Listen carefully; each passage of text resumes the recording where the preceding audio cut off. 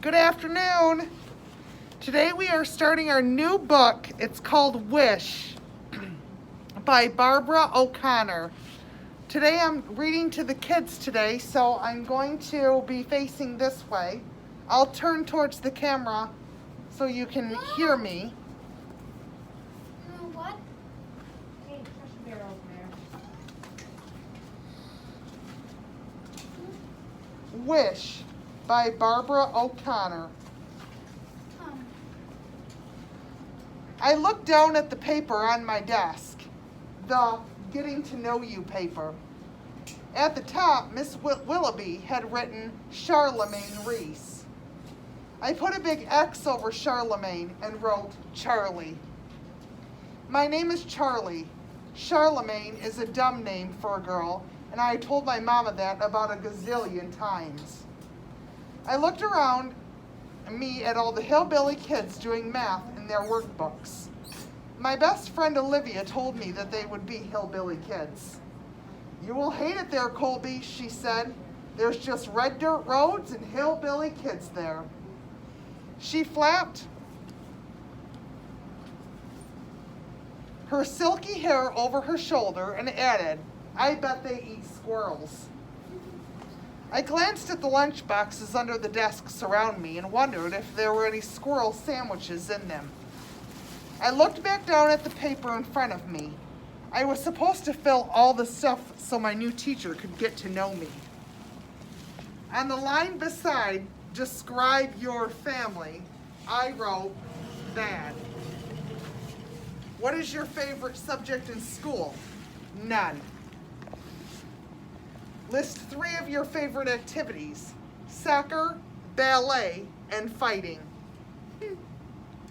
2 of my favorite activities were lies, but one of them was the truth. I am fond of fighting.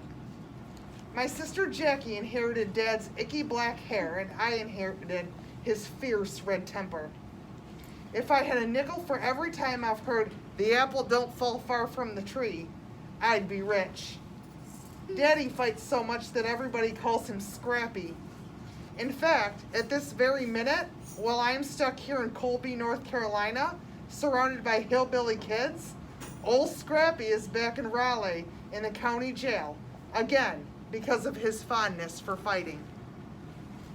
And I don't need a crystal ball to know that at this very minute, in our house in Raleigh, smack dab in the middle of the day, Mama is in bed with the curtains drawn and empty soda cans on the nightstand. She will stay in that bed the whole livelong day. If I was there, she wouldn't care one little bit. If I went to school or stayed on the couch watching TV and eating cookies for lunch. But that's just the tip of the iceberg. That social services lady said when she rattled off a list of reasons why I was getting shipped off to this sorry excuse of a town to live with 2 people I don't even know. It's better to stay with kin, she told me. Well, Gus and Bertha are kin. What kind of kin, I asked. She explained how Bertha is Mama's sister and Gus is her husband. She said they didn't have any kids and that they were happy to take me in. Then how come Jackie gets to stay with Carol Ann? I asked about 1,000,000 times. Carol Ann is Jackie's best friend. She lives in a fancy brick house with a swimming pool. Her mama gets out of bed every morning and her daddy is not called Scrappy. So that lady told me again how Jackie was practically grown up and would be graduating from high school in a couple of months. When I pointed out that I was in the 5th grade and not exactly a baby, she sighed and smiled a fake smile and said, Charlie, you have to go live with Gus and Bertha for a while. I'd never laid eyes on these people, and now I was supposed to live with them? When I asked how long I had to be there, she said, until things get settled down and Mama gets her feet on the ground. Well, how hard is it to put your dang feet on the ground? Is what I thought about that. You need a stable family environment, she told me. But I knew what she really meant was, you need a family that's not all broken, like yours is. Still, I whined and argued, but here I am in Colby, North Carolina, staring down at this Getting to Know You paper. Have you finished, Charlemagne? Mrs. Willoughby said suddenly beside me. My name is Charlie, I said, and a greasy-haired boy in front of the class let out a sputtering laugh. I sent out one of my famous glares his way till he hushed up and turned around. I handed Miss Willoughby the paper and watched her eyes dart back and forth as she read. Her neck got splotchy red and the corners of her mouth twitched. She didn't even look at me before she marched back up to the front of the room and dropped that paper on her desk like it was a hot potato. I slumped down in my seat and wiped my sweaty palms on my shorts. It was only April, but it was already hot as blazes. You want me to help you with that? The boy in front of me pointed at the math worksheet on my desk. He had red hair and wore ugly black glasses. No, I said. He shrugged, took a pencil out of his desk, and headed to the pencil sharpener. Up, down, down. See you tomorrow. That is how he walked. Like one leg was shorter than the other, and he dragged one foot along the floor so his sneaker made squeaking noises. I glanced at the clock. Dang it, I had missed 11:11.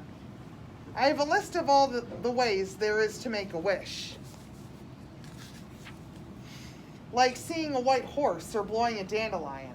Looking at a clock at exactly 11:11 is on my list. I've learned that from some old man who owned the bait and tackle shop out by the lake where Scrappy and I used to go fishing. Now that I've missed 11:11, I was going to have to find another way to get my wish in for the day. I hadn't missed one single day of making my wish since the end of 4th grade, so I sure don't want to miss it now. And then Miss Willoughby nodded towards the red-haired boy sharpening his pencil and said, Howard, why don't you be Charlie's backpack buddy for a while? Mrs. Willoughby explained that when a new kid comes to school, their backpack buddy shows them around and tells them the rules until they get settled. Howard grinned and said, Yes, ma'am, and that was that. I had a backpack buddy whether I wanted one or not. The rest of the afternoon creeped along so slow I could hardly stand it. I stared out the window while kids took turns bragging about their social studies project. A misty rain had begun to fall and dark gray clouds hovered over the tops of the mountains in the distance. When the bell finally rang, I hightailed it out of there and headed right for the bus. I hurried up the aisle and dropped into the last row. I kept my eyes on a piece of dried up chewing gum that stuck to the seat in front of me while I sent laser thoughts zipping and zapping through the bus. Do not sit with me. Do not sit next to me. Do not sit next to me. If I had to be stuck on a bus full of kids, I don't even know. I wanted at least to sit by myself. My laser thought seemed to be working, so I took my eyes off the gun and glanced out the window. That red-headed boy with the up-down walk was hurrying towards the bus, his backpack bouncing against him with every step. When he got on the bus, I quickly looked back at the gum and sent my laser thoughts out again. But then the boy didn't waste a minute shuffling up the aisle and plopping himself right down next to me. Then he thrust his hand out at me and said, Hey, I'm Howard Odin. He pushed his ugly black glasses and added, You're a backpack buddy. Now what kind of kid shakes hands like that?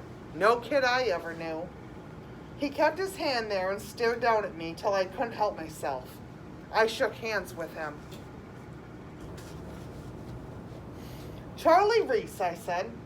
Where are you from? Rowley. Why you here? He sure is nosy, but I figured if I laid out the cold hard truth, that would shut him up, and maybe he would want to be my backpack buddy anymore. My daddy's in jail and my mama won't get out of bed, I said. Well, that boy didn't even blink an eye. What's he in jail for? Fighting. Why? What do you mean, why? He wiped his fogged up glasses with the bottom of his t-shirt. His face was flushed pink in the damp heat of the bus. Why was he fighting, he said. I shrugged. There was no telling why Scrappy was fighting. Besides, there was probably a bunch of other reasons he was in jail, but nobody ever tells me anything. Gus and Bertha told my mama that you were coming. They go to my church, and I gave them a cat one time. Howard said. A scrawny gray cat that was living up underneath my porch. Then he went on and on about how Gus taught him how to make a slingshot, and how sometimes Bertha sells bread and butter pickles by the side of the road. How his mama drove her car right into the ditch beside Gus and Bertha's driveway one time, and Gus pulled it out with a tractor, and then they all ate barbecue sandwiches in the front yard. You like living with them, he said. I'm not living with them, I told him. I'm going back to Rowley. Oh, he looked down at his freckly hands on his lap. When? When my mama gets her feet on the ground. Well, how long does that take? I shrugged. Not long. But the knot in my stomach told me that was a lie. The worry churning in my heart told me that my mama might never get her feet on the ground. As the bus pulled out of the parking lot and headed towards town, Howard rattled off a list of school bus rules. No saving seats, no gum, no writing on the back of the seats, no cussing, a whole mess of rules that I was pretty sure nobody paid any mind to, except maybe Howard. I looked out the window at the sorry sights of Colby. A gas station, a trailer park, a laundromat. Wasn't much of a town if you ask me. No malls, no movie theaters, shoot, not even a Chinese restaurant.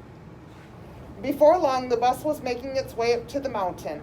The rain had stopped and wavy plumes of stems drifted up off the asphalt.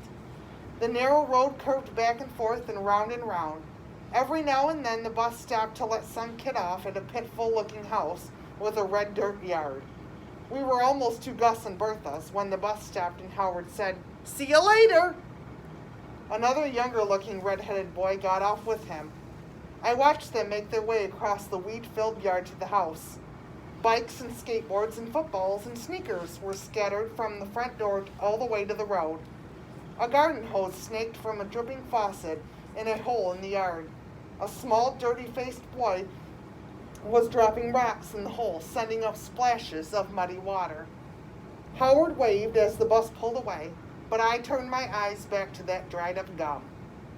When we finally got to Gus and Bertha's long gravel driveway, I got off and watched the bus drive away, making the rain-soaked Queen Anne's lace bob at the edge of the road.